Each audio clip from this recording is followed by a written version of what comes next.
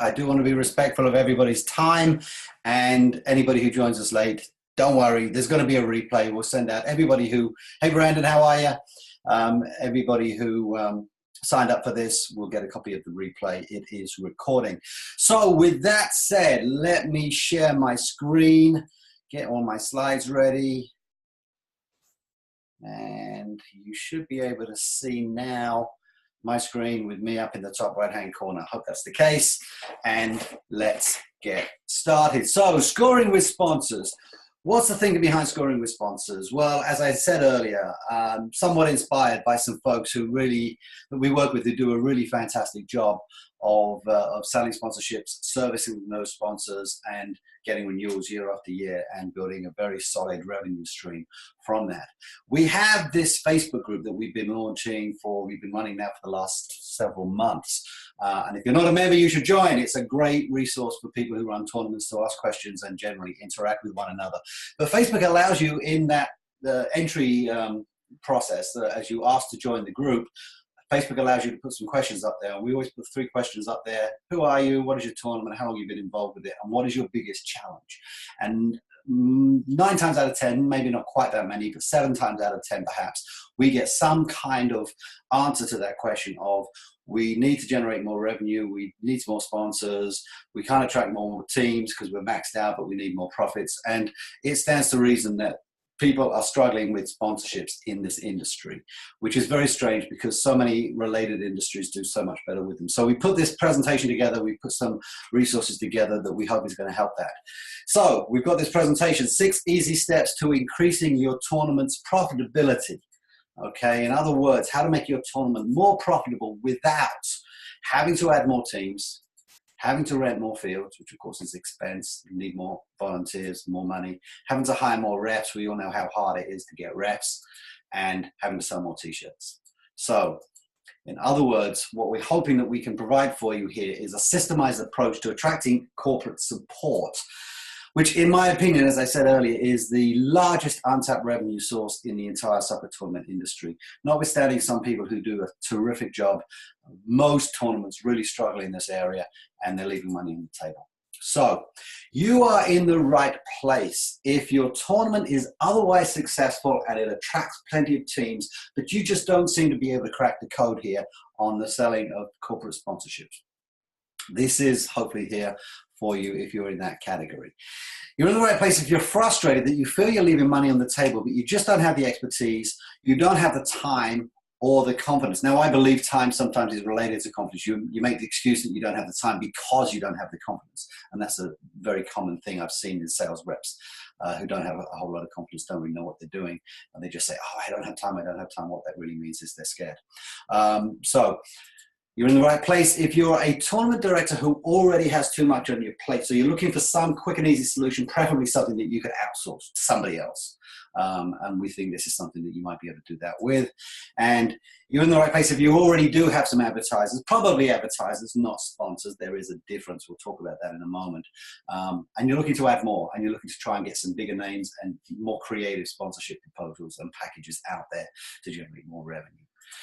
You're in the wrong place, however, if your tournament is brand new or it's struggling for whatever reason, you don't have enough teams, and you need corporate sponsors to cover your cash shortfalls. That's never a great place to start a conversation with a sponsor from. I've been there when I used to sell sponsorships for a semi-pro team, and it's basically the "we're broke, do you want to sponsor us" model, and it's horrible. I've been there, and you don't want to be there. And I don't think sponsorships is the answer to your question. You need to solve some of those other problems first. You're in the wrong place if you want the revenue that comes with sponsorships, but all you really feel like doing in order to justify that expense is stick a logo somewhere, put a field sign up, and that's the end of it. Corporate sponsorships and to doing sponsorships well, particularly in the sports arena, requires a lot more than just sticking someone's logo on a website and cashing a check. So you're also in the wrong place if you do not have any capacity whatsoever to service those sponsors. We all know tournament directors are busy. We all know that handling deliverables is just another thing that gets put on someone's to-do list. And if you don't have someone who can do that, or if you don't have any capacity within the organization of the tournament to make sure that you are actually servicing these sponsors and giving them what it is you promised them and giving them what it is you've sold them, remember you've taken money from them, then this is not the right presentation for you. You really do have to make sure that a bunch of things are taken care of before you start going out there and trying to get more sponsors on board. And the number one thing is making sure there's someone in your organization and some process in place for making sure the deliverables actually do get handled. So what would your tournament look like? Put our rose-tinted glasses on and look at what could be possible if every small to medium-sized business in your community knew about your event, liked what it is your event stood for and what it does for the community, and was really lining up, so to speak, to help you out in any which way they can with some kind of corporate support. That would be really cool, wouldn't it? Several large global brands were sponsoring you. And that, of course, adds a huge prestige to your event. And there's a lot of people out there who believe it's really, really difficult to get the big global brands to sponsor you. Some people have this notion that if you want Coca-Cola to sponsor your tournament, you've got to get on a plane and fly to Atlanta and traipse up to their head office and speak to someone in corporate. It's not the case. It's a lot easier than a lot of people think to get big brands to sponsor your tournament. What would your tournament look like if, hang on, my clicker's not working. Oh, there it is. There it is. If you had thousands, maybe tens of thousands of additional dollars without actually having to increase the number of fields, teams, reps, etc., as we talked about earlier, that would be a very nice situation. All of your corporate relationships operated on a win-win-win basis. And this is the vernacular of the industry these days. It used to be that people just were concerned about a win-win situation. Does the sponsor get what they pay for? Does the tournament get their money? But people now are starting to think in terms of win-win-win. The sponsor needs to win, the rights holder, the organization, the host needs to win, but the attendee also needs to get something out of this. They don't just want to be completely bombarded with messages of marketing and selling all throughout the time that they're there. And what would your tournament look like if your sponsors were so happy with their involvement that renewals were automatic? And of course, there's no such thing as automatic. There's no guarantees, but virtually automatic. You're doing your job. You are servicing them well. They are happy with their involvement in your organization, and that's hopefully something we can help you accomplish. So here's what we're going to go over. 6 easy steps that any tournament, this is important, any tournament can take to boost their sponsorship revenue.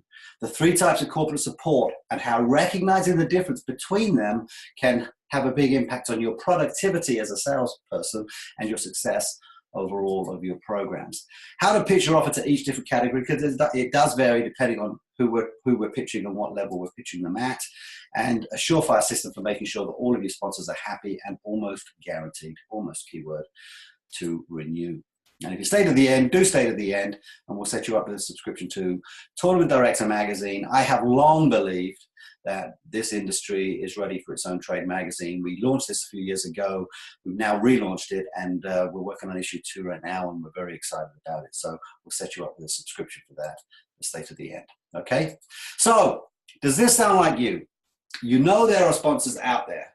You've really never sold sponsorships before. You're not sure where to begin, because that's often the first big barrier. I don't even know where to start, so let's not even bother to try. So does that sound like you? Or you've never put any kind of proposal like this together. You don't really know what a sponsorship proposal even looks like, what to include, what not to include, and you certainly have no idea what to charge.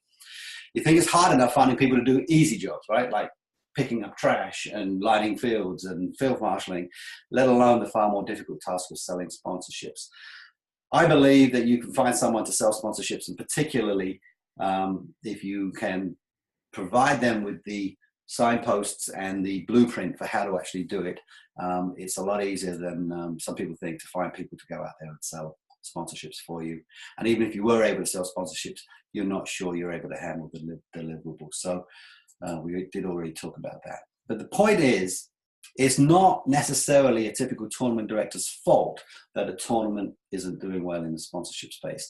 I believe that the host organizations make this mistaken belief that the skill sets required to run a tournament are very similar to the skill sets required to sell sponsorships. And in fact, I've done both. And I'm the opposite to most tournament directors. I'm really big at thinking expansively and getting creative and having great outside the box ideas, but I'm terrible at making sure all the details are taken care of. Like, where's the ice? I'd lie awake at night worrying about whether the ice was there or not, or whether the fields were lined, or did I actually call Joe and make sure the nets are set up. So I'm more of the guy who could do the sponsorship sales, but not very good at running a tournament, not very good at crossing items off a to-do list.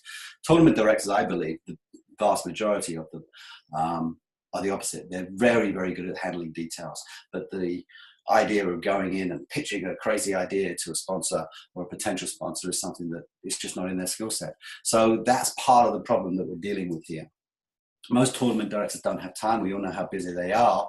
And if they want to run a successful event and make sure all those I's are dotted and all those T's are crossed, then it's not realistic to expect them to go out there and sell sponsorships as well. And yeah, most nonprofit organizations are not really set up to handle sponsor relations. There's a language of marketing that they don't necessarily understand. There's expectations from dealing with people in the corporate world that a lot of people in nonprofits don't necessarily appreciate, and they're not really set up necessarily to handle sponsor relations in that way. But here's the thing. Selling sponsorships is a lot easier than most people think it is, particularly if you know what you're doing and got someone to hold your hand and help you through it. And just one small shift in mindset plus an easy to follow system could turn sponsorships literally into the second largest revenue stream of your tournament. After team registrations, sponsorships could be quite easily the next largest source of revenue for your event. All you need is a good understanding of what it is you're offering, which means your audience and your inventory. Clear focused prospect list, in fact 3 of them, we'll talk about that in a moment. A system for reaching out to those prospects and making the right offers to the right prospects, and again we'll talk about that. Process for delivering what you promised, and a follow-up sequence so that you handle, everyone ends up realizing that you did in fact do what you said you were going to do. That's important, of course, and hopefully that leads to pretty much automatic renewals. So, and that mindset shift is really just this. It's just the belief that it can be done. There are so many tournaments out there, and I hear from them every day. I've got a list of them right here from some questions that we sent out an email from early in the week. They just don't believe it can be done, and that's crazy because there are literally thousands of organizations out there, not just sports organizations, but all kinds of corporate events and non-profit events and arts festivals and music festivals, all kinds of things going on all over the world, and many of them are generating literally billions of dollars in sponsorships. And this is especially true in sports because we all know that every sporting event we ever watch on television is completely supported by sponsorships. All our favorite sports teams have got some kind of logo or jersey message or whatever. And so in sports, it's a particularly strong area. And even within the very specific space of youth soccer tournaments, where I feel there's a real problem in this area, that said, we do know of very, very successful tournaments out there that do a terrific job. Some people on this very call who do an absolutely fantastic job with sponsors. So if they can do it, so can you. And that's what I'm hoping we can help you to get to. So I'm going to take a sip of water. Let me tell you a little bit about me. I don't want to spend too long on this because no one likes talking about themselves, do they, after all?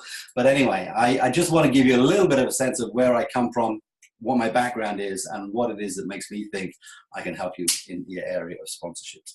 I am, in fact, a 25, maybe closer to 30-year media sales veteran, magazines mostly, but other kinds of media too. Way back in the day when soccer was in its infancy, I actually founded the Cape Cod Crusaders soccer team, the Worcester Wildfire, and the Boston Renegades. Semi-pro teams, all in the Boston area. And after that, I got involved with Soccer Tournament Guide and Game Day Mobile Marketing. So I now have 2 businesses that service the tournament space. And I am currently the Director of Marketing for the Cape Cod Challenge Cup, which is our hometown tournament here in Sandwich, Massachusetts. In fact, it's a reprise, if you will, of a role I had about 15 years ago when my kids were playing soccer. I used to sell advertising in their little program book, and I stopped getting involved in the tournament for many years. Now I'm back, and that's a great place for me to be getting some really good hands-on experience in what the world is like now. So how did I get to be an expert in this area? Well, I'll tell you my life story in 5 slides, no more, I promise. As you could tell, I'm English, had a fairly ordinary childhood in England in the 1960s and 70s. Sometime around about 1968, I met the first true love of my life, which was Manchester United Football Club, sent to me from heaven. And that was really how I got involved in soccer, watching the European Cup final in 1968 on my dad's lap. But in the 80s, when I grew up, I had a few false starts. I did some crazy things when I was young in my career. I played in a rock and roll band, and I spent some time serving behind a bar, became an accountant for a short time, did a little bit of sales.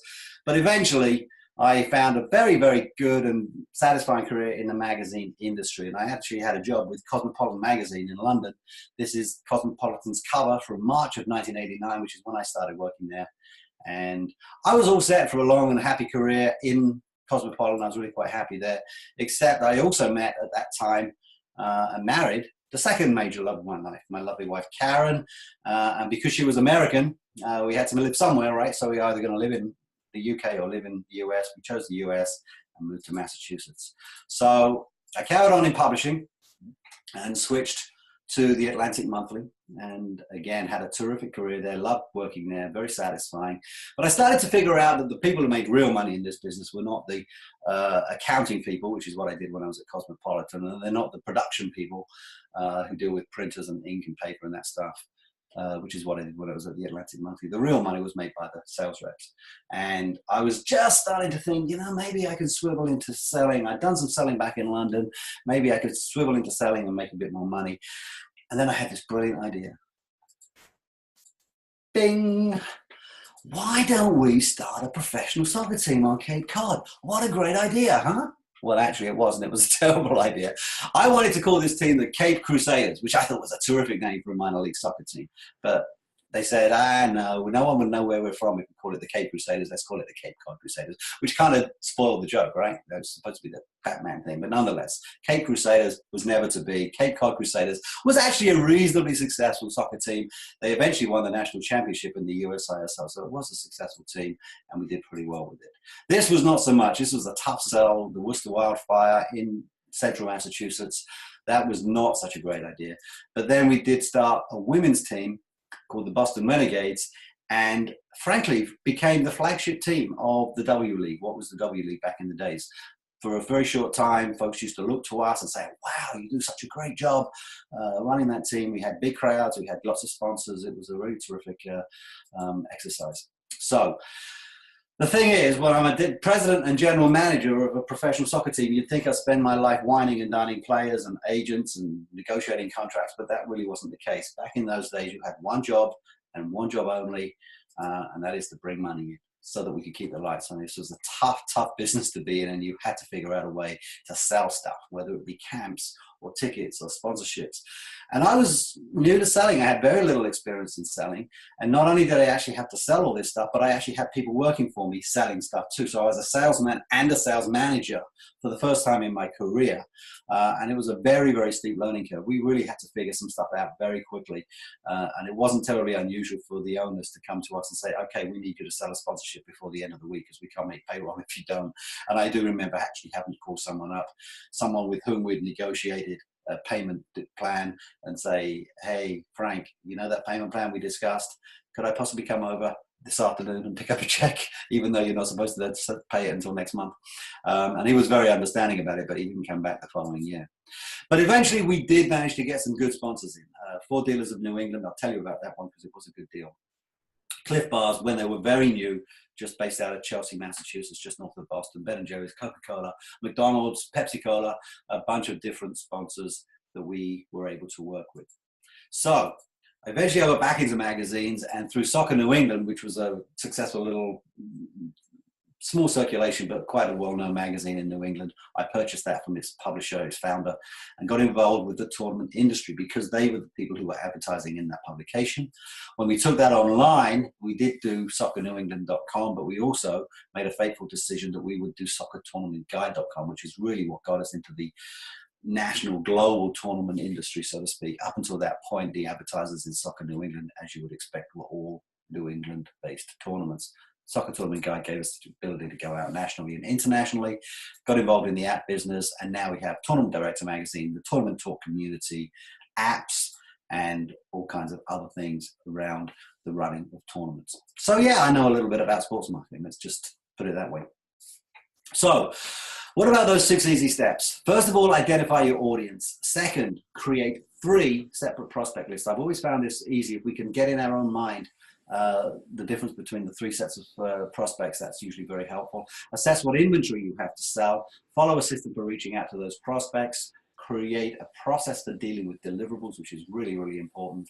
And follow up after the event for debrief and renewal. 6 steps. If you follow these 6 steps, and I'll go deep into some of them. We don't have time to go deep into all of them, but a couple of them I do want to talk a little bit more about and just list them in a slide like this. So let's just go through these one at a time, some of them quite quickly, some of them a little bit deeper. First of all, identify your audience. Now, I'm sorry to say this, but most people you're going to be talking to are not terribly interested in your tournament. They're not terribly interested in you, although you having a good relationship with them is important. They're probably not terribly interested in soccer either. What they're interested in is your audience, and most specifically, they're interested in how passionately your audience feels about your event, what that event actually means to them, and they're hoping to try and capture some of that passion so the people that sponsor the event get some of the reflected glory from the love and passion that people have for the event. Why I am passionate about Manchester United, and therefore certain sponsors hope that that passion will rub off on their products if they sponsor Manchester United. What they're really buying is access to your audience, so it really does behoove you to know as much as possible about your audience. Let me just see if my clicker stopped again. Let's just go back again. There we go. So your first job as someone who's selling sponsorships is to find out as much as possible about your audience so that you can pass that information on to prospects and have intelligent conversations with them about things like demographics, psychographics, household income, how far they've traveled to come to the event, all that good stuff. So you need a well-constructed survey. Now, some of you may have seen the blog post I put together the other day about customer satisfaction surveys. That's not what this is. Customer satisfaction survey is a chance for your customers to tell you how great a job you're doing or how terrible a job you're doing so that you can do a better job next time. That's not what this is. This is something that you have to try and get some pretty personal information from people. Try and get some sense of what their household income is. Try and get some sense of whether they're college educated or not. Try and get some sense of where they live, what kind of neighborhoods they live in, what number of children they have, whether those children are going to go on to college. These are the kinds of questions you need to be putting together in some kind of customer service, so not customer satisfaction, but a customer survey. And we'll help you with some of that stuff if needed. But that is definitely the kind of information that a tournament sponsor is going to want to know about. Not just demographic information, but psychographic information. And there's a difference between the two. And psychographic is really more about what do they feel about your tournament? What is the fear? One, demographics is really just facts and figures, whereas psychographic is thoughts and feelings. So bear that in mind. And what you really need to do is be thinking seriously about putting some kind of a survey together so that you can get that information about your audience so that you can pass that information on to prospective sponsors. Let's talk about the 3 separate prospect lists. Now, the caveat here is to the outside world, they're just advertisers, sponsors, what have you. It doesn't really matter. I'm talking about internally, how you think about them, how you approach them, how you price them. And in my opinion, and I found this always very helpful when I'm dealing with my staff and myself on putting these packages together, if we think of these as 3 different categories. The first category is donors. These are not necessarily people who have a good, compelling business reason to work with you, but they like what you do, they like what you stand for, maybe they like soccer, what have you. Advertisers, these are people who are just buying media. They're interested in numbers, they're interested in getting people into their store or to their restaurant or to their attraction, and they're just trying to get a message in front of your audience. And then there's sponsors, and there's a whole different definition, in my opinion, of what a sponsor actually is. So let's talk about these one at a time. The definition of a donor is people who will give you money because they like you. They don't necessarily have a compelling business reason for giving you money. They just like what it is you stand for. Maybe what you do for the economy. Maybe he only does love soccer. I said earlier they don't really care much about soccer, but some people do, and they sponsor you for that reason. And I've certainly had sponsors who have jumped on board for no other good reason than because they love soccer. Maybe their daughter plays on your U11 girls team, who knows. The lead time is usually minimal. You can usually put together a letter and send it out 6 to 8 weeks before the event, and dollars are usually quite small. I have some tournaments that we work with that only sell their donor packages at $100. Just a small donation, they get a plaque at the end of it. Some go higher, some go $300 or $400, but relatively small. Outreach is quite simple. Deliverables are quite simple, and there's your donors. Advertisers will give you money because it makes sense for their business to be in front of your audience. So we're talking about people like local restaurants, local shops, local attractions. You've got 10,000 people coming in for a weekend or longer, and some of them are maybe tacking a few extra days at the end of the event and saying, hey, let's enjoy ourselves while we're here. So those people have a very good, strong business reason to want to be getting a message in front of your audience. Lead time's usually a little longer, 6 to 10 weeks, maybe a little longer, depending on budgets. Some people obviously have to fit it into a budget, so reaching out to them earlier might be appropriate. But in terms of actually being ready to get some coupons or some promotions together, 6 to 10 weeks is often enough. Dollars are a little larger, but then you need to justify those dollars. So you're going to someone and getting several $100s out of them. They want to know, okay, how many people did attend, and how many people did redeem these coupons, and how many apps were downloaded, and how many clicks did you get to your website or to your Facebook page. So just be a little bit more ready to give them some kind of ROI. Outreach is usually more involved as well. You've probably got to put a media kit together. You're probably going to need to call people up and set up a meeting, go see them, pitch it to them, and justify them. Some people might even push you off to an ad agency, which is never great. I shouldn't say never great, but often not great. But nonetheless, they're gonna want to know that the numbers that they were promised were actually delivered. And deliverables, yes, they're more involved. You might have to get field signs made. That means lead time. Coupons and promotions may need to be printed. You may have to have a deal with a printer to put those things together, or the client may have to put them together, which means you now have to liaise with the client, whoever that person is who handles that kind of stuff. Maybe an agency again. So that's your advertiser. Definition of a sponsor, in my opinion, is a little bit more. Sponsors will give you money because they want to connect in a meaningful way with your audience. So they don't just want to put a message in front of them. They actually want to make some kind of a connection to them, and have maybe some kind of face-to-face, one-on-one interaction with your audience. Often the categories we're talking about: automotive. I'll tell you about an automotive one in a minute. Financial services, healthcare, sporting goods. And this is where your national and global brands will often come in. Your Coca-Cola might come in something like this. And as I say, I did something with Ford one time. Lead time is usually several months. They will need time to consider their leverage opportunities. They'll need time to sell it internally. There'll be a lot of preparation that needs to be done. They may need to have staff at the event. So there's a lot more work to be done. You need to be reaching out to these people months in advance. Dollars much larger, but again, need to be justified with ROI, just like an advertiser, but also category exclusivity, often a multi-year deal. You're looking to put a whole lot more into the package in the first place, and your deliverables, your outreach will involve a proper customized sponsorship proposal. And I'll tell you a little bit about what we include in our sponsorship proposals. You're going to need perhaps several face-to-face meetings, but certainly at least one or two, and maybe with more than one person and stakeholder at that company. Far more complex, often multi-channel deliverables. So I'll give you a very brief example of a sponsorship package that I put together. This is perhaps one of the more successful ones I've done. Back in the days of the Cape Crusaders, which is a much better name. But I put a deal together with the Ford dealers of New England. Now, this was the days of the old USISL. There were 6 teams in New England. We owned 2 of them, the Worcester Wildfire and the Cape Cod Crusaders. There was a team in Vermont, a team in New Hampshire, a team in Rhode Island, a team in Connecticut, 6 teams. And I put together a New England-wide deal for all of those teams. And here's how the deal began. It started with an ad.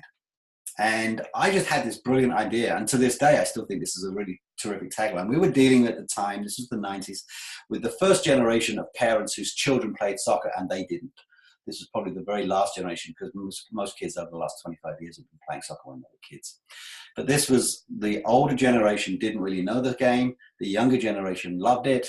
And they were coming, those parents were coming to our games. So we put together a tagline. This just came to me in a flash of inspiration. I got into soccer because of my kids. I get into a WinStar because of them too. And the reason I put this together was because, well, I've already identified the audience, but I also started to notice that Ford was spending a lot of money on ads promoting their Ford WinStar minivan, and they were highlighting safety features. and there was a whole bunch of awards they'd won or something, I don't know, safety awards that they'd won. So they had started putting ads together on radio, TV, and newspapers highlighting these safety features. I picked up on that because I pay attention to that stuff because I'm an ad guy. And I thought, oh yeah, I got into soccer because of my kids. I get into this vehicle because of them too. I still think to this day that's a terrific ad. So we put together a spec ad, took it to a local dealer. He said, I like it. You're going to have to speak to my agency. And that's how the whole thing began. So it started there. And what we put together, we put that ad in everybody's program book. We put 2 field signs behind every goal, all 6 venues. We had a booth at each field for one night at each of the 6 venues. So we'd get the local dealer to come with some people, with a vehicle, and set up a little booth where they could answer questions. And then we had the idea that they could win the vehicle at halftime. We had a little halftime contest. If you could kick a soccer ball through the side window of one of these vehicles from 20 yards away or whatever it was, you win it. And we set up an insurance plan with a company called Hole in One Promotions that specializes in these kinds of crazy sports insurance packages. They would cover the cost if somebody actually did it, but they also had rules about what you had to do and how hard you had to make it for them to do that. Had to be completely random. But then the people who signed up to be in this blind draw to see who could win it would end up putting their contact information into a database, which we would then pass on to the dealer so they could follow up afterwards. So there was a real opportunity for the dealer to talk about the vehicle to people who was their ideal demographic and possibly someone to win it. Very high profile and very well done contest. So that's what a sponsorship is. That's what makes it different from just a standard media buy. And that's the sort of thing we need to be looking for if we really want to have a conversation about sponsorships. But in our own minds, as I say, there's nothing wrong with taking a donor and giving them an ad in your program just because they donated. But as long as you in your own mind are recognizing donors are one thing, advertisers another, and sponsors are another. To the average outside view, it might look like they're all just different levels of sponsorship, but I always like to separate them out in terms of these guys don't have a good reason, but they still donate anyway. These guys just want to reach our audience. These guys want to have a real connection with their audience. Okay, so how do you build a prospect list? You source your competition. That's the first thing everyone ever told me when I got into media sales. Whoever is advertising somewhere else, you should be paying attention. That's how I came up with that WinStar ad, okay? Because I was paying attention to where they were advertising. That means magazines and newspapers. We don't see them so much anymore, but they're still around and we certainly should be sourcing them. Radio, local TV, billboards. Pay attention to what they're saying, well, it's a typo, they're saying in their ads. Again, going back to that WinStar thing, if they are promoting a particular aspect of their product, then pay attention to that. Pick up on that stuff. We've got a supermarket chain here in New England called Stop and Shop. Probably all over the country, but certainly they're pretty big here. And they are promoting, they do ads all the time. And I noticed just in the last few weeks, they've started focusing particularly on their Peapod brand, which is their home delivery brand. I'm seeing this on TV. They're not promoting turkeys at Thanksgiving. They're not promoting how affordable their groceries are. They're promoting this. So I think that's a fantastic market for busy soccer mums and dads who are always shuttling their kids from soccer games to soccer practices to other sports. So that's something that I'm actually going to reach out to them in the coming weeks and see if I can't pitch a sponsorship package to them.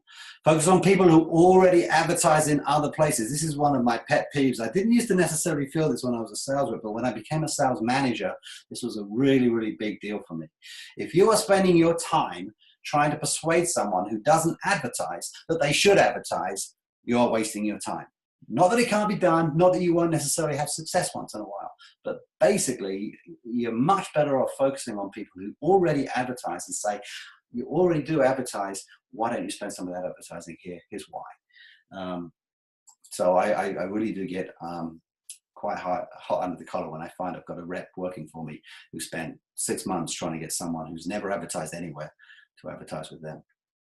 Pay attention to companies that sponsor other events that are similar to yours. And when I say similar to yours, I don't mean other soccer tournaments. Obviously, other youth sports, no question, but definitely music festivals, art galleries, corporate events, sponsorships go everywhere, ski resorts. People who are spending money in those kinds of areas are very, very good targets for your proposals. Healthcare is a great category. Real estate is a great category. Automotive is a great category. And you can sort of list them all one at a time and just say, okay, yeah, look how much money hospitals spend in these various venues. Yes, we should reach out to our local hospital. Number 3, assess your inventory and get creative. We talked about logo placements on websites and mobile apps and printed materials, but I'm on the record of saying that this is nowhere near enough anymore. This used to be enough back in the 90s, but not anymore. Ads in programs, mobile apps, social media. Social media is big. If you don't have a very strong and robust social media presence, you need one, because people are really getting into this stuff now. Content marketing through social media platforms, interviews with sponsors, trying to get a little bit more personalization of the brand, try and find out a little bit more about them in terms of what they stand for. Coupons and things like that, they're always good. Field signs, banners, and tents, golf carts, that kind of stuff. Booth space, this is where we start getting into sponsorships, right? Booth space, promotions at field locations. Outside events, there's a growing trend in the industry, the tournament industry, of having online registration. I think that's a terrible missed opportunity, because you could have someone sponsor your registration now, and you could make a big deal of it. You could even have some entertainment at it and have some sponsors meet the teams and meet the coaches and have a booth there or something like that. Instead of having someone sign up online and have all that paperwork taken care of on a computer, you're missing an opportunity to actually have a sponsor opportunity there. Other perks, category exclusivity. That's a big deal for a lot of people, particularly as you get into the sponsorship level. Press releases, custom content, access to your audience before and after your event. Think year round. If you've got a mailing list, then you have that mailing list year round. And if you sign up a sponsor in February and your tournament's not until May, well, you should put a press release together and send that out to everybody in February. And maybe even have some kind of coupon or open house invitation or some sort of reason for them to interact with your new sponsor. Okay, so how do we reach out to prospects? Okay, it does vary. It depends on whether or not we're talking about a donor or an advertiser or a sponsor. At least that's how I've had most success and most productivity thinking of it. So donors generally need some kind of a letter. I like to send a real letter, not an email. Follow up with an email, but definitely a letter first, asking to donate, offering something in exchange. You may want to put an ad in your local book, in your program book, or on your app or something. That doesn't mean they're advertisers. They're still donors in their own mind, but nonetheless, you could put an ad out there. You could give them some kind of a plaque or a gift or what have you. But if you are a non-profit, it's not a bad idea to remind them that you are a non-profit and give them some good example of what you do for the community, and that's often enough to get them to write a check for $200 or whatever. I usually put a little form on the back saying, hey, check this box, 3 boxes, one for each level of sponsorship or donation, and somewhere to put a credit card or envelope to mail a check back. Advertisers, we all need some kind of a media kit. We talked about that. You'll need to involve them in sort of demographic info. What are your numbers? What are the inventory packages that you're offering? And what do they come at? So you might say, look, an ad in the program costs X, a field sign costs Y, some kind of ad on our app or website costs Z. And if you package them all together, you get them for some combined discounted price. Stop by, call, set up a meeting. I'm a great believer in just dropping by. I'm an old newspaper rep. So I used to literally walk in and say, hey, Bill, how you doing? Got a few minutes to chat. If they don't, they'll tell you. Some people will put a sign on the door saying no solicitations. Ignore that, walk in anyway. And that's something I've always found very, very easy to do. Some people are freaked out by the idea of doing that. So if you have to call, call. If you have to email, email. But emails tend to get ignored. We all know how many emails we get a day. Everybody's the same. So don't be surprised if you only send emails if you don't have a whole lot of success. Spec ads. I am a great believer in spec ads. That ad I was telling you about, the Ford Windstar, we had that made up. I walked into a car dealer and dropped that on his desk and say, hey, what do you think of that? And they immediately saw it, understood what it was we were trying to say, and said, yes, you need to speak to our agency. So if you can find a designer on Fiverr, or if you've got someone in an office, or you've got some kind of volunteer in the organization who has a design background, have them create some ads for you and get creative with it, have some fun with it. And that's a whole good way, a terrific way to get someone's attention, is to put together a spec ad. Sponsors need something more elaborate, and this is something that's really important that we understand. A fully customized sponsorship proposal is really what I recommend whenever you're reaching out to someone in that higher level. We're talking about $2,500 to $10,000, that kind of range.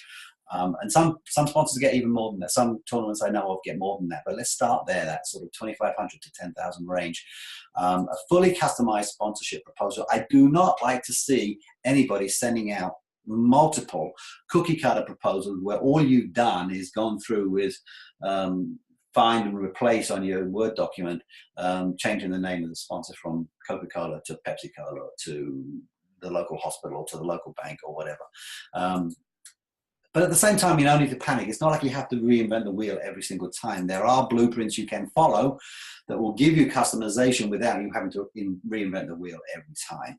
So think creatively. I'll tell you what we include in our sponsorship proposals.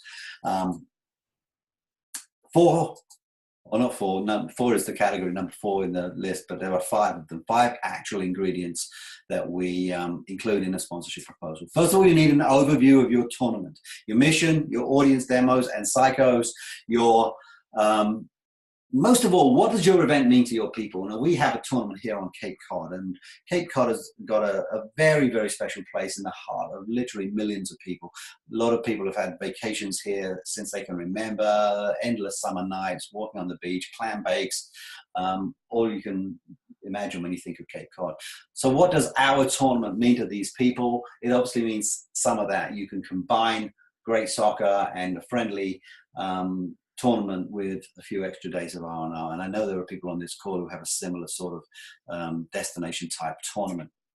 Visualization of the sponsorship. Where do they fit in? How does that sponsorship mesh with their key objectives? You should have done some research and have some idea of what their key objectives are. Go back to my Ford sponsorship proposal where I picked up on the fact that safety was suddenly becoming a big selling factor. Think about the P-Pod advertising the Stop and Shop is doing right now. You should know what their key objectives are and try and figure out a way to make your tournament fit or your package of sponsorship fit with those key objectives. Tournament specifics, this is where you put your numbers together. How many people are coming? How many of them are participants, parents, coaches, siblings, etc.? What is your social media presence? What kind of clicks are you getting through to your Facebook page, to your Twitter feed, to your website, to your app, all that good stuff. Some kind of a marketing plan, okay? So exactly what it is are you offering? How many banners, how many field signs, logo placements, all that good stuff. But this is where you want to have at least one big idea. This is the idea. Again, going back to that Ford one where we say, hey, let's do a halftime contest where someone could win a Winstar.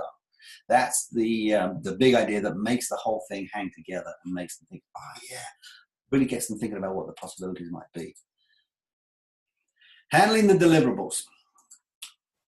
You need to have one person who is charged specifically with this. And that person, this is where people fall down a little bit. That person coincidentally needs to have many of the same skills and personality traits as a tournament director. They should be highly detail oriented. They need to be great at putting checklists together, even better at actually crossing items off that checklist, which is where I always come unstuck. But they should not be the tournament director. You cannot pile more stuff onto the tournament directors to do this. This is someone who's going to have to be dealing with sponsors, dealing with vendors, and making sure that all the deliverables are actually delivered. They cannot be the tournament director. It needs to be someone dedicated for this sole purpose. Every proposal, every agreement, every promise, write it down on a piece of paper and get it to that person so that they can put it into a spreadsheet that outlines every detail of every sponsorship so that every promise that's been made, someone has a record of it and is checking them off their list. Okay, we took care of that. Oh yeah, this is not part of the typical sponsorship, but yes, we've made this extra promise in order to close the deal, so we need to make sure we get that taken care of for this particular sponsor. They also need to know everybody at the sponsor's office. So let's just say you're dealing with 4 dealers of New England and you've got 6 different dealers in 6 different markets who are going to come there. They need to know who the person is at each of those 6 dealers to invite them in, make sure they've got the booth set up they need, make sure they've got all the materials they need. They probably need to know the contact at the ad agency, if they've got signs that need to be made and printed materials that need to be put together. They need to have those contacts in there. Who is actually making this sign and what is the lead time on that? This person needs to be responsible for all of that stuff. App developers, who's in charge of the app, who needs to be reached out to make sure the app gets updated with the new logo, not the old logo, because they changed it over the last winter, and then execute. It sounds easier than it is. There's an awful lot of work in deliverables, but that's the key to making sure you get your renewal next year. Debrief and renewals. This is the one that usually gets forgotten. Usually we get to the end of the tournament, we breathe a huge sigh of relief, and then we don't want to think about it for 6 months. But that's terrible. And often just as bad is that the debrief is the first time the sponsors actually heard from you since the day they signed the contract. That's not good either, okay, because you should be really keeping them in the loop throughout the entire process. But again, the debrief does depend on the category, whether it's a donor, an advertiser, or a sponsor. Donors, it's really quite straightforward. A small gift, a thank you note, maybe a plaque or a photograph or something, and just some kind of thank you note saying how successful the event was and thanking them for their support. Advertisers are going to want some numbers. They may have an agency that's going to want some numbers. That's where your analytics come in, your web visits, your app downloads, your coupon redemptions, all that good stuff. For sponsors, you're going to need a customized line-by-line debrief. So you basically go through the agreement that you had, you go through all the promises that you made and all the deliverables that you had to deliver, and you just check them off one by one, put them into some kind of a report, and let them know that you gave them everything you said. And hopefully, if you do that, you'll lead to renewals. And again, this depends very much on what category of support we're dealing with. Typically, a donor is not going to make more than a token verbal commitment. They're going to say, oh yeah, we're happy to support you. Thanks a lot. Give us a call next year. You're not going to get them to say in May of 2019, yeah, we're definitely on board to do the same for you in May 2020. That's just not realistic. Advertisers, some will, some won't. The larger ones, you might get them onto a multi-year deal. If you've got a tournament that's growing and your advertising and sponsorship packages are becoming more expensive each year, you might be able to get them to commit to next year by locking in this year's price. And in particular, if they put a lot of money into it by getting field signs made and getting coupons printed or what have you, they may be willing to sign on next year just to make sure that they didn't just spend a whole lot of money on a sign for 1 year. Smaller ones are going to be much like donors. They're not going to be able to make any kind of commitment next year. As far as sponsors are concerned, though, that's different. We recommend 3-year agreements if you can possibly tie them down. Now, often there'll be get-out clauses and things like that, and that's understandable. But if you can get people to be thinking in terms of a 3-year commitment, they're going to get a lot more out of the sponsorship. They're going to be able to build on it year on year, and you're going to be able to have some predictable revenue going forward. And that's a really important part of what we're trying to do here. So it should auto-renew annually. They may have some language in the agreement that says, if we give you 30 days or 60 days notice, we can get out of this thing.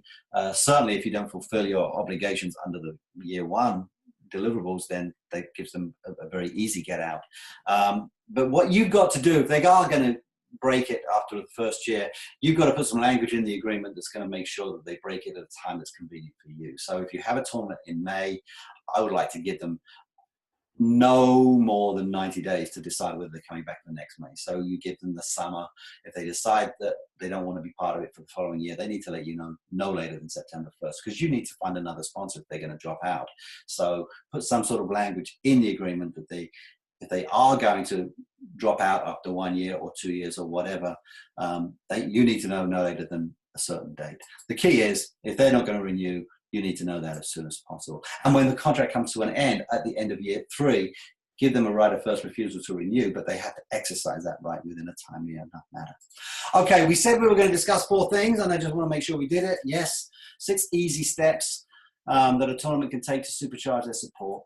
3 types of support, and how recognizing the difference is very, very important, and how to pitch each one slightly differently for each different category, and then your system of making sure all your deliverables are actually delivered. So we did do all the things we said. And nothing I've said here is fluff or theory. This is stuff that I have learned from years of doing this. It's a tried and tested process, and if you follow the steps, you can generate a lot more in the way of sponsorships and corporate support than you currently are. It doesn't matter if you're new to sponsorships. It doesn't matter if you're strapped for time. As I say, that's often an excuse anyway, because you don't really feel comfortable doing it. You don't really have any confidence, and you're freaked out by the idea of selling. So you're really freaked out, but you actually argue that you're just strapped for time. And I do believe any tournament, as long as they meet the criteria we set out in that first slide, as long as they have a successful tournament, you can do this.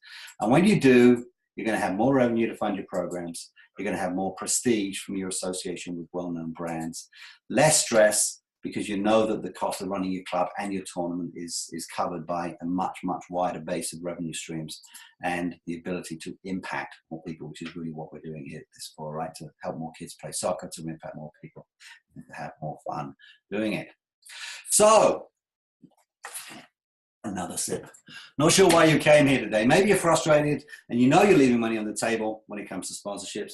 Maybe you could, you know you should be doing more, and you're somewhere in your gut, you feel intimidated, you don't have confidence, and it kind of makes you feel icky trying to sell people on anything. Some people have this really bad vibe about selling. They think it's evil and bad, and it really isn't. Maybe you're considering bringing someone in, and this is something we do recommend, frankly, that tournament directors who don't have time could bring someone in to do this.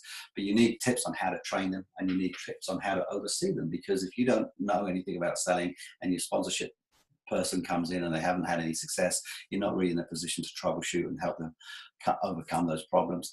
And maybe you just noticed other tournaments who are doing so much better than you in this area, and you're just a little bit jealous of the green-eyed monster. So one thing we can assume, though, is that if you stayed this long and listen to me droning on for now 49 minutes, you're serious about trying to get that going. And this is an area that we think we can help with. So I'm going to introduce this to you and see if this is something that you think might be able to help you. It's an online training program called, as this masterclass is called, Scoring with Sponsors. Essentially, we're going to take all the things we've talked about here and go much, much deeper and actually show folks how to do it. So exactly what is it? It's a step-by-step guide to building a successful sponsorship program for your soccer tournament. So it is very much focused on soccer tournaments, the kinds of people who are spending money on soccer. By the way, I noticed that VW has just sponsored the women's national team to a huge sum of money. These are the sorts of things we need to be noticing. Designed to take you by the hand as you build profitable relationships with your local business community. This is the long game stuff. A lot of this is just about building relationships. They may not come in this year, but they'll come in next year, but you build the relationship over time. Come on. Don't stop me in my prime. There we go. There's no missing steps. We take you through the whole process step by step, no confusion, no intimidation. We will work with you on scripts so that you know what to say when you leave messages, you know what to say in emails, you know what to say when you get into meetings, and no icky sales tactics. And this is the quickest and fastest and most effective way to turn sponsorship into a major revenue stream for your tournament. What is exactly included is 6 weekly modules. So there's 6 steps that I showed you. We put them each into one module and put a weekly module together. 24/7 lifetime access, downloads of key materials you'll need. So we'll put together a template of a media kit and show you how to fill in the details for your own event. Swipe files, a community of smart and savvy sponsorship directors with whom to share ideas and best practices. I talked a little bit about the Tournament Talk community that we have on Facebook. We may move it off Facebook in time because I'm not a big fan of Facebook, but nonetheless, the idea that there's a community of people who are all facing very similar challenges and talking about them with one another, sharing ideas, sharing war stories is really quite important. So imagine if generating sponsorships was systematized, even, dare I say, effortless. It'll never be completely effortless. It is hard work, but nonetheless, if you know what you're doing, it's a lot easier than some people think it is. The local business community, some of them were even calling you. And I've had that. People have called me up and say, we like what you're doing and we'd love to sponsor you. If you didn't have to constantly worry about how to increase the number of teams you're bringing in because you've got this other very substantial revenue stream. And I see so many tournaments struggling to bring more teams in, and they say, we don't have enough fields, so let's rent some more fields. And now they've got their tournament spread out over 15 different fields, and that's a challenge. And whole set of new challenges. They don't have enough refs, or they have enough refs, but they're not good refs. So you have all kinds of complaints about some blown off side call or something. So we think that we can help you with that, because if you bring sponsorship revenues up to where they need to be, you can avoid that growth, those growing pains. And if multi-year agreements and a high renewal rate meant that you could actually predict future revenue year on year, wouldn't that be something?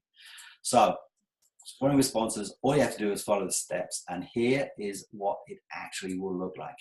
6 modules. Audience. Who's your audience? How to survey them, psychographic and demographic profiles, and much, much more. But basically, step 1, know your audience so that you can go and talk intelligently with your prospects about your audience.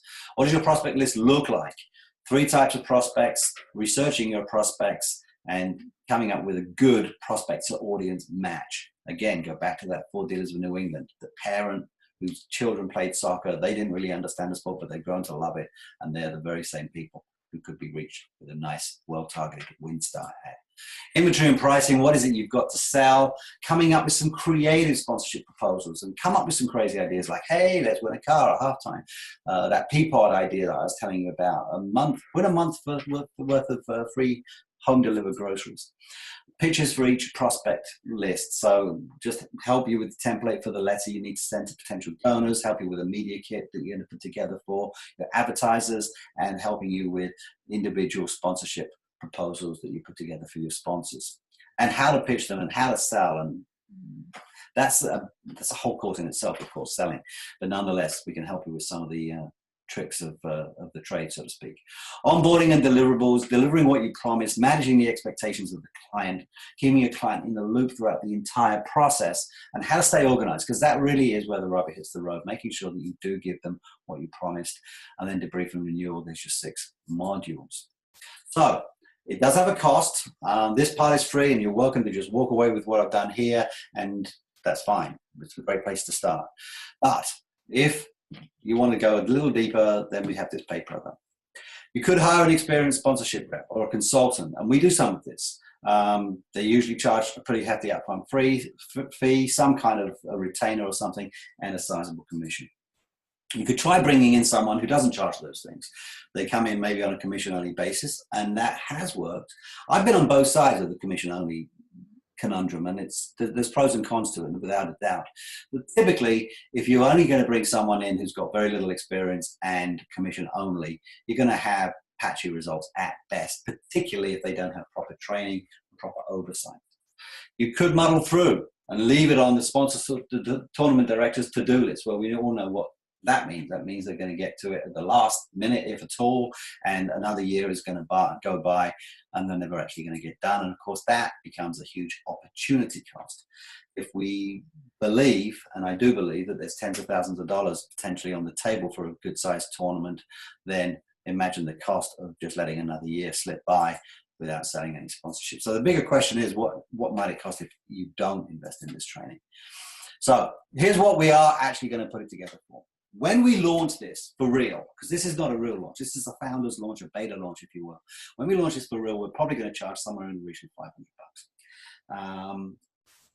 At that rate, you've only got to get one sponsor or one advertiser on board, and it pays for itself. But our goal is for you to at least see a 10x return on investment for this. So if we get you to buy it for $500, you execute, you learn, you go through the process, you go through the modules, you ought to be able to generate 10 times that much in potential revenue.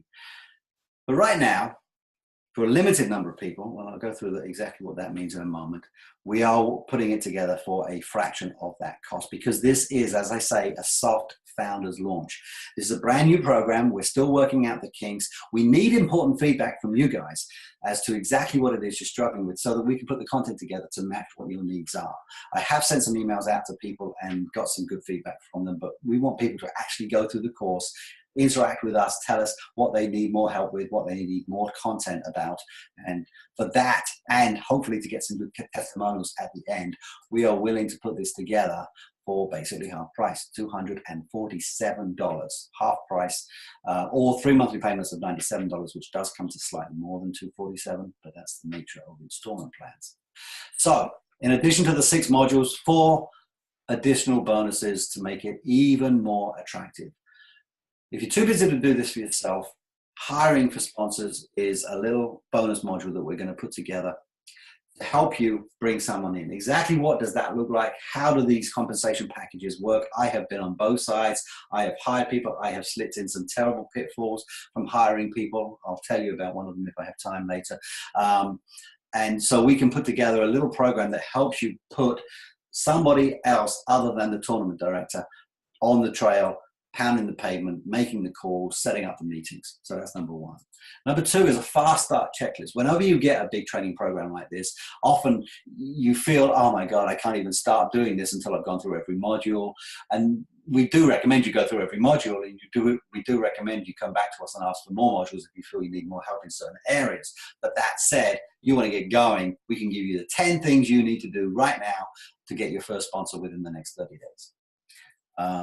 Sponsorship case studies. We are talking to and working with people all the time in this space, whether it be through the apps or through the magazine, by interviewing people, through the podcast we're going to be launching shortly. So we are dealing with people all the time who do a terrific job of putting these sponsorship packages together. We will talk to them. We will get their permission to share as much as they're willing to share, and we will give you inspiration and great ideas from doing case studies of some of our friends in the industry who are doing a terrific job of this already. And as I've already mentioned this before, this is, I think, priceless. The ability to get involved in a community of like-minded people who are all going through very similar challenges. I have people questioning me all the time saying, well, how much do people charge? Well, let's go to the Facebook group and ask. You know, I put this proposal together. I'm not sure if it's really working. Can someone take a look at it and give me some feedback? All of that stuff can be done within the community of people, plus your wins, plus your losses, your hard knocks, because there are hard knocks in the sales business. And that's another bonus we're putting together. So we also have a 60-day money-back guarantee. So if you go through the course, you go out there and try and close a few deals, you just don't get anywhere, you can't do it, you don't understand the modules, we'll give you a money-back guarantee. Essentially, you do have to do the work. We don't want you to just buy it, leave it on a shelf, and then come back 59 days from now and ask for your money back. That's not good for anybody. But if you give a good faith effort and you don't have any success and you get back to us within 60 days, we will give you 100% of your money back, no questions asked. All you have to do is reach out to our support at scoringwithsponsors.com. So to sum up, we've got 6 modules: audience, prospects, inventory, sales, deliverables, and debrief and renewals. We've got 4 bonuses: hiring, fast start checklist, sponsorship case studies, and the Facebook community, all for $247. But that price is only good for the first 25 enrollees. Okay, I don't want to have a huge group in this first class. We want to have it be a manageable size, and I certainly don't want to have a huge group if we're giving it away at half price. So 25 people. There are 2 deadlines here. Either we're going to sell 25 enrollees and then we're going to close it, or we're going to leave it open until Tuesday night at midnight. Okay, I understand people can't necessarily make an instant decision right now. They may need to talk to people on their board. They may need to get the expense approved. I get that. And we are going to send a replay of this out so you can share it with other people and decide in the next few days if this is something you want to invest in. But we're not going to leave it open indefinitely. And if the first 25 people come in the next 24 hours, we're going to close it as soon as the 25th one comes in. So that's how that's going to look. So here's what to do. You can go to scoringwithsponsors.com. Everything is all set up there. There's a little sales page. You can scroll down to the bottom, and if you do that, this is what you will see. And I wanted to just bring this up as a last minute change, if you will, because we sent an email out right at the very beginning of promoting this webinar, and we asked people to give us the biggest challenges they're facing. And we got at least a dozen people come back to us and say, the biggest challenge we have is that we don't have anybody to do it. Now, I believe, as I've said in this course, that these will be a great way for you to bring someone in and hire them and train them and get them working for you. But if you really, really can't do that, you just don't know who to call, you don't have any way to do it, we are willing for a very, very limited number of people to potentially do that for you. We have sales reps in this area. Many of you know, Sinead in particular, know me, and we've got people we could bring in who would potentially do this. So I put this third option as really a trial balloon, to be honest with you. I have no idea if people are interested in this. I have no idea if it's going to be a good fit for us even, but there's definitely a need. There's no question about it. So 3 options: either the 97 times 3 option, click and enroll here, either the 247 one-time option, click and enroll there. The third option, $497 monthly retainer. Okay, we're not going to do this for free. This is something that's going to be a substantial investment from your part. We want to talk to you before we make any firm commitments. And if we decide it's not a good fit, obviously we'll refund the money, of course. But nonetheless, a monthly retainer plus a substantial commission. We talked about that in the earlier slide, right? We want some kind of a payment plus some kind of a commission. So this is not for everybody. And even if you think it is for you, I might not agree. I want to know what kind of prospect list you've got. I want to know what kind of person you have at your end handling the deliverables. I want to know what kind of tournament you run. We prefer people who run multiple tournaments, although that's not necessarily a deal breaker. But if you've got one tournament that attracts 100 teams and it's 3 weeks from now and you want me to sell sponsorships for you, that ain't going to work. So we'll have a conversation, but before we even have that conversation, click here, and I'm going to limit that to 10 clients. I can't take on more than that. I'm not even sure I can handle 10, to be honest with you, but they've got to be the right kinds of clients, and it's got to be something that works for both of us. And I may not get a single person on there. I have no idea, but I did get a lot of feedback from people saying, I need someone to do this for us. We can't do this ourselves, even if you give us all the tools we need. We just don't have anyone to do it. If that is you, and if you feel that you're willing to make that kind of a commitment, and you feel that you've got something that we can sell for you, then let's at least have a conversation. So those are your 3 options. So with that said, we have just crossed the hour mark, hour and 4 minutes, which isn't bad. I wanted to do it all in 1 hour, but what I'm going to do now is I'm going to pull out of here. I'm going to go stop sharing screen. And if anybody has any questions, I'd love to hear from you. So I've got a couple of minutes that I have put aside for questions. Anybody's got some, but I do have this. Often what happens when you do one of these presentations and you say, hey, anybody got any questions? People get shy and they don't want to ask. They don't want to be the first to ask. So I got a bunch of questions that I already have from other people. As I said to you, I sent out the heads up email. You may have received it, letting people know we were doing this training and asking people to give us some questions that they felt they needed to answer. So while people are getting up the courage to ask their own questions, I'll answer a couple of these, and we can then use that to sort of break the ice. And if nobody's got any questions, that's also perfectly fine, because you know, we have done an hour and my voice is starting to crack a little bit. But let me just share a couple of these with you, because these are real people who are just like you, who have made, you know, a challenge, have really struggled to get this done. Micah says, for us, it's pretty simple. A lack of a dedicated salesperson for sponsorships is what's preventing us from attracting sponsors. We have staff in place to handle the execution.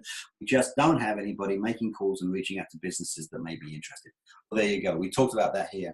Either potentially we could do it for you. I don't know if that's a good fit, but certainly if this training is something that can be handed to somebody else, I think when you're hiring someone, that person not only needs to feel, unless they're an absolute expert in sales, and of course if they are, then they're going to be expensive. That's, you know, they're high trained professionals.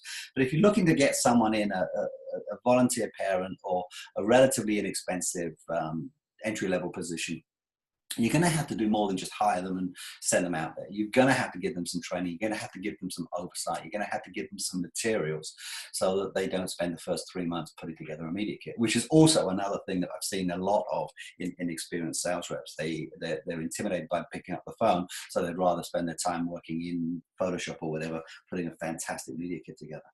Let me ask another one.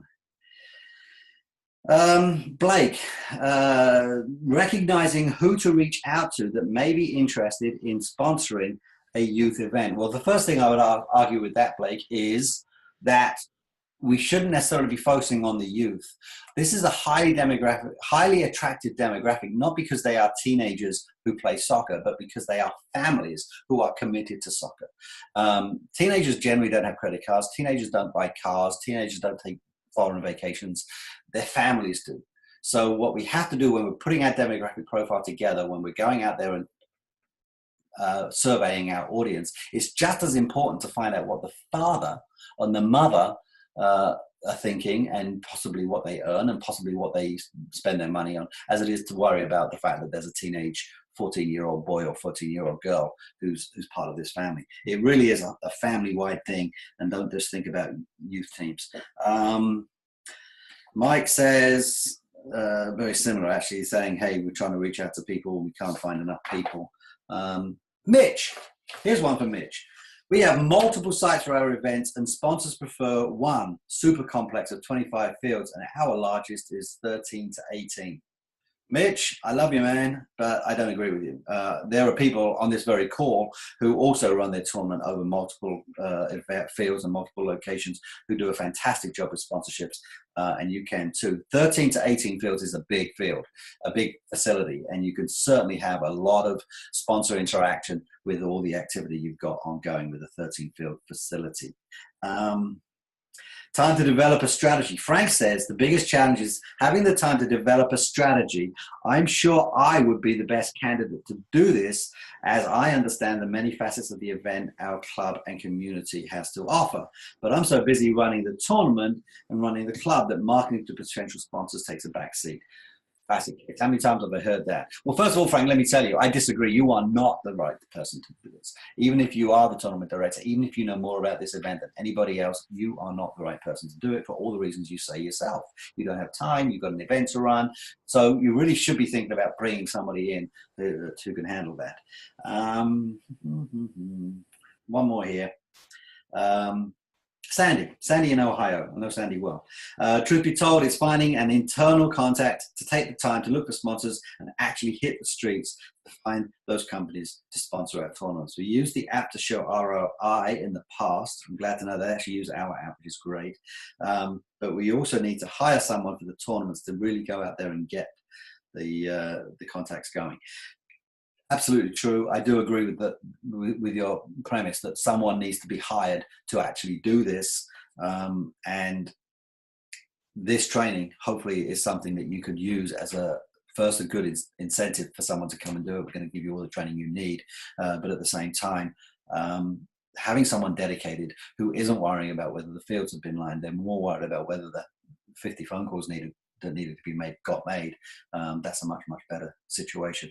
Here's one. Lee, the biggest challenge is getting parents motivated to find sponsors which will benefit their own child's team. If you're still in the place where you're haranguing parents to go out there and sell your sponsorships for you, I think you're coming at this from the wrong place. Yes, parents can be very helpful. There's no question. They know people. They maybe even run businesses of their own.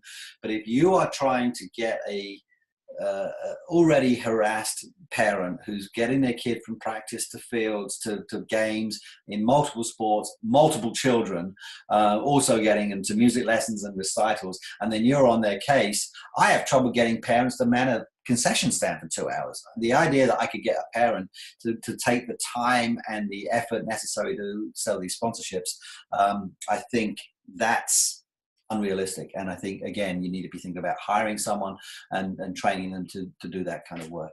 Okay, Shelley, need to run. Thank you. Good info. Excellent. Mark, can I give you a couple of sponsors I found in the last few weeks? I'd love to see it. Yes, if you found some and you can share the names. Host 3 tournaments a year. Is it a good idea to package all 3 tournaments to sponsors or keep them separated? I would package them together. I think if you've got some significant numbers are important. They're not the be-all and end-all when it comes to sponsorships. They are for advertisers, but not for sponsorships. But certainly, if you've got multiple tournaments, it would be a great idea to package them and say, okay, you can now have a year-round presence in our tournament series. Brandon, Full Fury in September. Okay, that's an introduction. That was from earlier. Okay. For another conversation offline, I contacted Soccer Tournament Guide and filled out a form. Okay, we'll talk about that later. We've got a support group that will handle that. Okay, that's all for the questions. So what I think would be a great idea is, if you are excited by the idea of jumping in on this, we'd love to have you be in on it. If you want us to at least consider the idea of representing you and doing it for you, fill out the form on the done for you option. That doesn't necessarily mean it's a done deal. We'll have a conversation. We'll see if it's a good fit. And if it's not, we'll refund that money. That's not a problem. But I do want to see some kind of commitment from you and your end.